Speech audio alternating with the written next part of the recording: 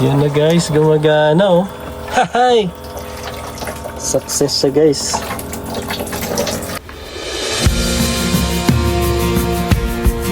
Hello YouTube! Kami ang Pinoy Nomads. We are Filipino-Canadian couple which currently lives in California with our dog, Colleen. This channel is about our travel adventures together using our camper van named Kai. Samahan niyo po kami as we embark in this journey of alternative lifestyle. Let's navigate and explore the beauty and grandeur and the healing power of nature. Maraming salamat po and God bless everyone. Alright guys, so big shout out kay Kuya Freddy Baculo and family sa Grand Prairie, Alberta, Canada. Ganon din kay Eric and Flory and family din sa Surrey, BC. Okay, and ganun din, shout out sa kapatid ko si Lina, si Arnel, at yung mga pamangkin ko na maganda at gwapo na si Nini. Hi Nini and Utoy! I love you, misa-misa namin kayo. Ingat kayo palagi dyan. Sa lahat ng mga kapamilya at kaibigan natin sa Canada, sa buong Canada guys. So big shout out sa inyong lahat dyan guys. Hello guys, Harry here from Pinoy Nomads. Kumusta? On this video ay ikakabit natin tong ating farmhouse sink. So gagawin natin guys, very basic na plumbing water system dito sa ating van. So nagawa na natin yung electrical, okay na siya. Meron na tayong working electrical, meron na tayong mga ilaw, meron na tayong mga outlets. Naikabit na natin yung TV tsaka yung PlayStation na gagamitin natin. Ito, nabili ko sa Facebook Marketplace. Farmhouse sink. Ilalagay natin siya dito sa taas. Dito. Tapos yung mga tubig natin sa ilalim, yung fresh water at saka yung gray water. So ito guys, dalawa yung ating container dito. Pareho silang 6 gallons. So isang gray water, isang fresh water.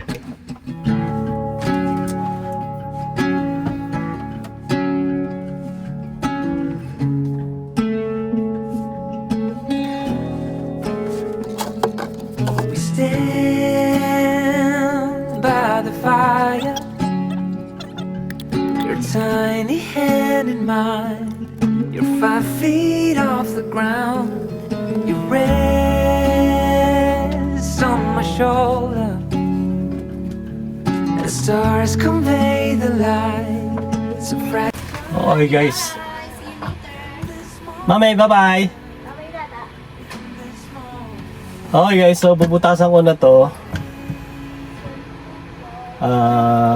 Ang gawit natin ay 2 inches yung diameter niya para sa drain nito guys. Kasi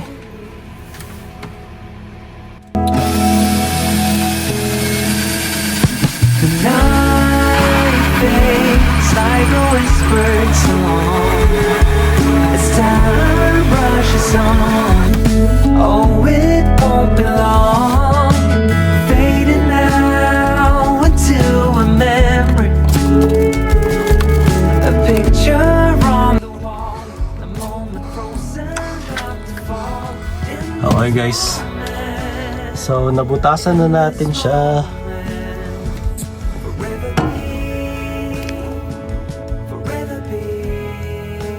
Yeah, 2 inches.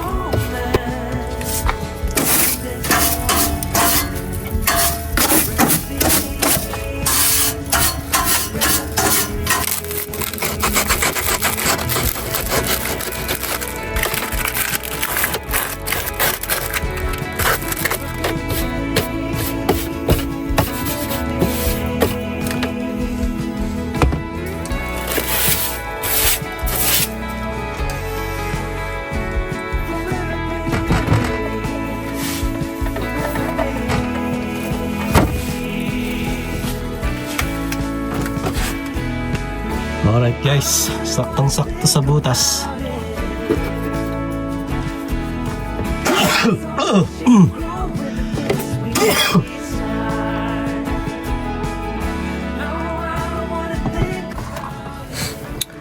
Okay guys, next na kakabit natin itong kanyang drain.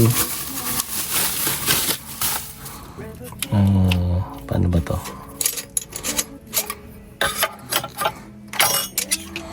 Bali tong ano na to guys, itong lababo na to, yung sink, nabili ko lang sa Facebook Marketplace. Ang benta nung babae is $50. Ito. Pero tinawaran ko, sabi ko $40 lang. Kasi pag nag-withdraw ka sa bangko, walang tagti 10. So, tinawaran ko, sabi ko, pwede bang $40 na lang. So, binigay naman. Mabait naman yung pinagbilhan ko.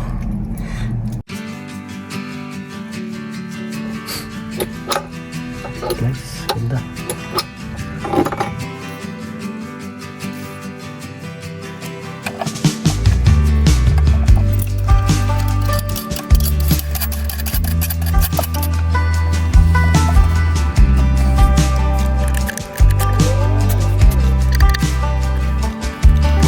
Okay guys, When you don't know where you're running, nice, ganda. running back Alright, so nakabit na natin siya guys. Kailangan na lang nating i-fix ito siya para hindi matanggal.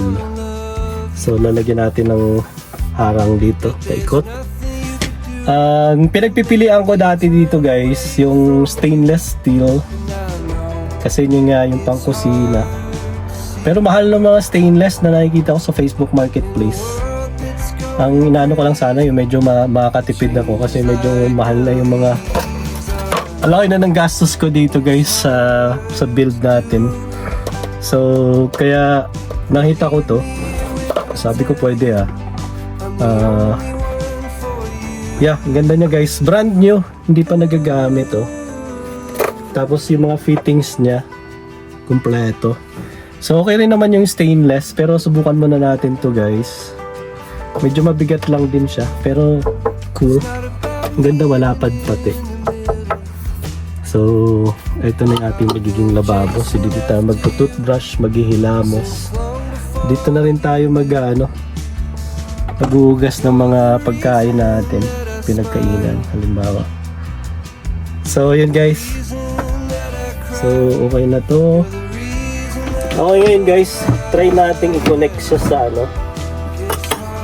dito sa ating drain.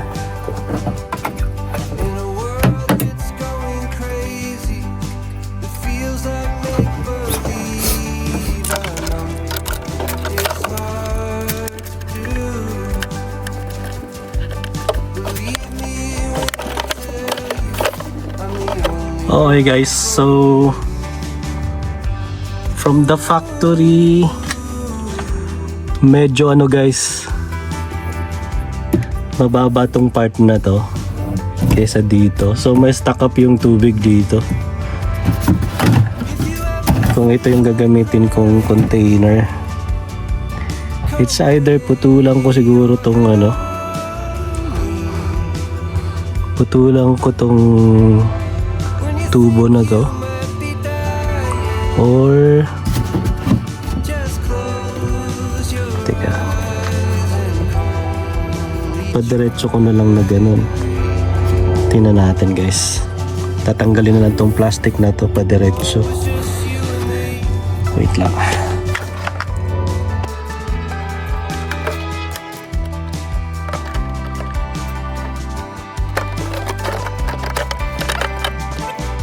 So, gano'n na lang pala guys. So, hindi na ito papasok. Anyways, pwede na sigurong ganyan. At least ito may angle siya little bit. So, hindi na siya hindi na may stock up yung tubig dito. So, subukan nating lagyan ng water. Hindi ko sure kung kaya na nitong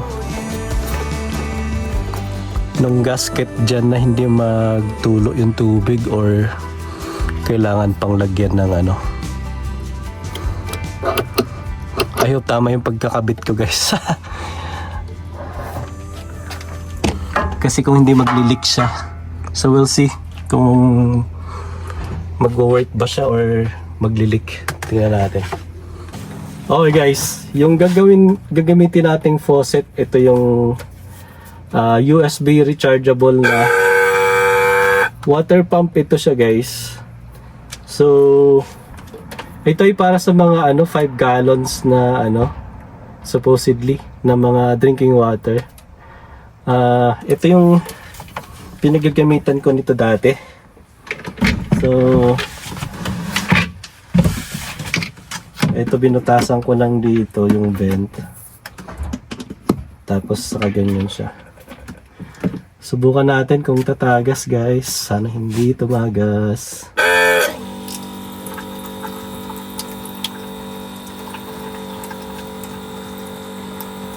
Kang nagdi-drain naman. Ha!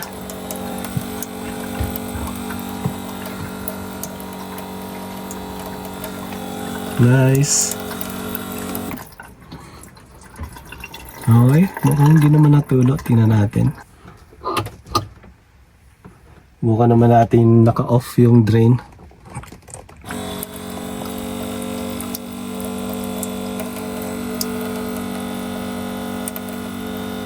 Ang gusto ko rito kasi hindi masyadong malakas yung tubig, sakto lang. Medyo matipid. Hindi masyadong maaksaya. Sabay rechargeable siya. Tsaka napakamura lang nito guys. Sa mga magbaban life, bumili kayo nito guys.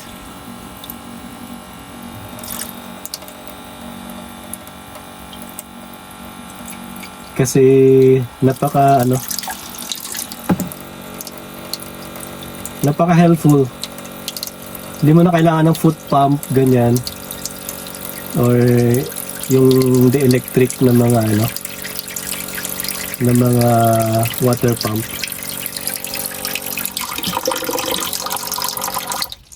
Okay. So, yan na muna siya. Okay. Ayos. Tingnan natin guys kung may tulo sa ilalim. Mukhang wala naman.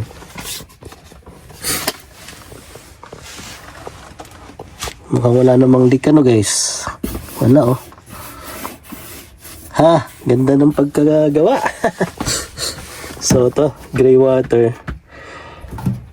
So gusto ko yung simple lang. Wala na yung mga malalaking water tank kasi eto, pwede mo lang tong tanggalin. I-dump mo siya. Tapos yung water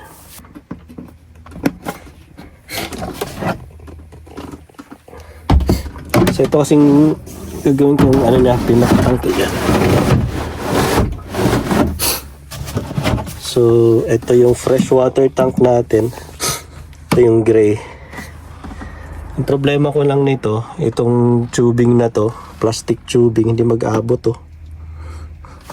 Dapat hanggang dun sa baba So kailangan dugtungan ko or dapat medyo mahaba-haba para masipsip mo yung tubig galing dyan sa container papunta dito guys. Yeah, papunta dyan. Kasi plano ko dyan ilagay So kailangan ko na lang tong pag-isipan kung paano madudugtungan tong ito. May ilagay siya dito. So bubutasan ko lang dyan. So yun na guys. Tapos isi-secure na lang natin ito paikot. Lalagyan natin ng mga wood blocks paikot. Alright. Ayos. I-drain na natin to guys. Uy. Yun diretso na siya dyan. Nice.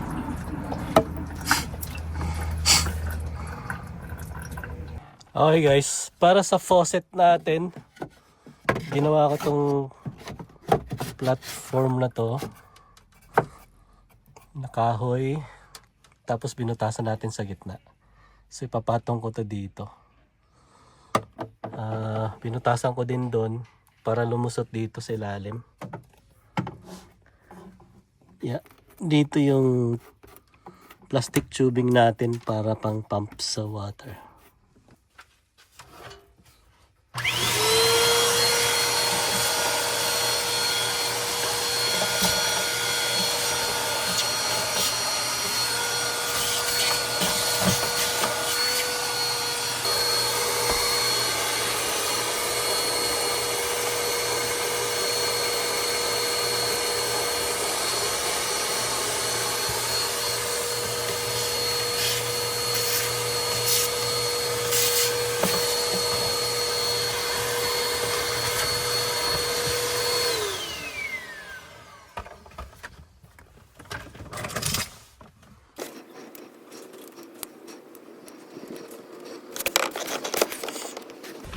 Okay guys, so nakapwesto na dyan ang ating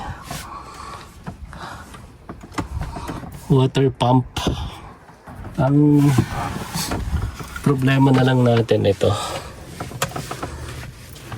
maiksi, so hindi siya mag-aabot. Alright, so kailangan dugtungan natin yan. Alright, konti na lang guys. Yes, matatapos na. Okay guys, so nakakita ako ng extrang tubing para dito. So, gagawin lang natin, dudugtungan natin. Tingnan muna natin kung gagana. Oop, yun nga, natatanggal. Yan. Try natin. Uy! Nice guys. So, gumagana. Uy, success! Ayos na ayos guys. Meron na tayong simple water system. Sink, fresh water, saka gray water dito sa baba. Oh, ayos yung project natin. Thank you so much guys for watching. Bye. God bless everyone.